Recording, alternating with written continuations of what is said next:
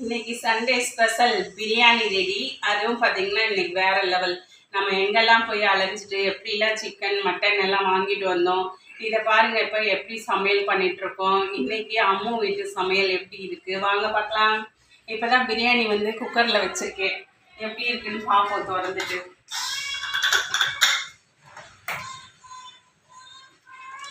இப்போதான் திறக்க போகிறோம். எப்படி இருக்கு தெரியல. வாவ், சுட சுட இருக்குது. கரண்டி எடுத்துக்கிறோம். அது பார்த்தீங்கன்னா நல்லா வந்து சூப்பராக பொலன்னு பாருங்க எவ்வளோ சூப்பராக இருக்குது. அண்டு சிக்கன் பிரியாணி அண்டு அப்படியே கொஞ்சம் சிம்மில் போட்டுடலாம். சிம்மில் போட்டுக்கலாம். அடுத்தது கறி குழம்பு தாளிச்சா மாதிரி வச்சுருக்கேன் நான். இது கொதிச்சிட்ருக்கு பாருங்கள். அதுக்கு வந்து என்னென்ன தாளிக்கலான்னு பார்ப்போம்.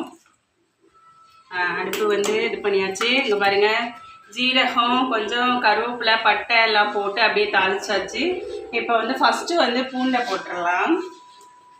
பூண்டை காமிக்கணும். அப்படியே பூண்டு போட்டு நல்லா வந்து பொன்னிறமாக சவக்கணும். அப்போ பார்த்திங்கன்னா செம்மையாக இருக்கும் பார்த்திங்கன்னா. அதுக்கப்புறமா வந்து ஒரு பட்டை போட்டுக்கலாம். அதுக்கப்புறம் கொஞ்சம் ஜீரகமும் கருவேப்பிலையும் ஒன்றாவே போட்டுடலாம். முதல்ல இந்த பூண்டு வந்து பார்த்திங்கன்னா நல்லா வாசம் வரணும். அந்த பூண்டு நல்லா பொன்னிறமாக வரணும். அப்போ தான் பார்த்திங்கன்னா ஃப்ளேவர் வந்து கறி குழம்புக்கு செம்மையாக இருக்கும். அதனால் கொஞ்சம் பொன்னிறமாக ஆகணும் தாளிக்கிறது. இன்றைக்கி சொன்னேன் இல்லையா, இன்றைக்கி எப்படியும் 2 மணி 3 மணி ஆயிடும்னு. இப்போ தான் சமையல் தொடங்கியிருக்கேன் ஃப்ரெண்ட்ஸ். அண்ட் வந்து இப்போ கருவேப்பிலையும் ஜீரகத்தையும் ஒன்றா போட்டுடலாம். இப்போ நல்லா அது பொரிஞ்சு வரணும்.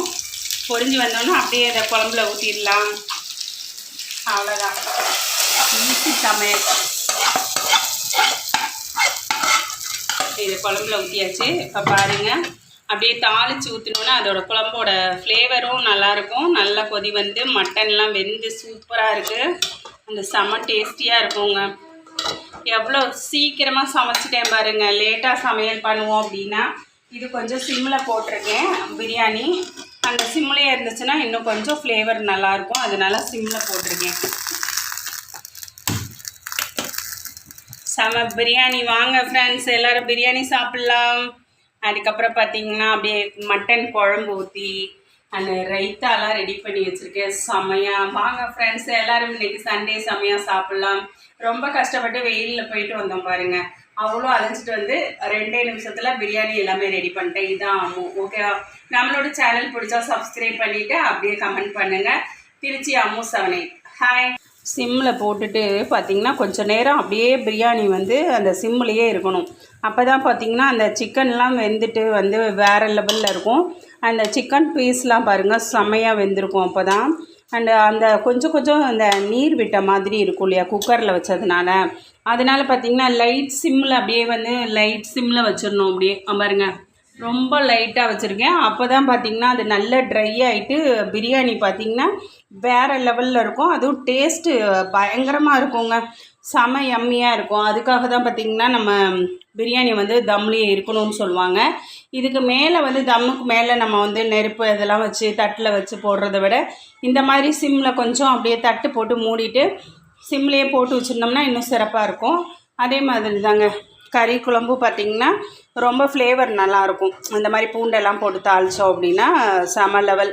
அதுவுமே நல்லா தாளித்ததுக்கப்புறம் சிம்மில் வச்சு நல்லா கொதிக்க வச்சுட்டு அப்படியே மூடி வச்சிட வேண்டியதுதான். இப்போ பார்த்திங்கன்னா நம்ம எல்லோரும் சாப்பிட்லாம். வாங்க ஃப்ரெண்ட்ஸ், அனைவரும் வாங்க. சண்டே ஸ்பெஷல் சாப்பிட்லாம் வாங்க ஃப்ரெண்ட்ஸ். ஓகே, பாய்.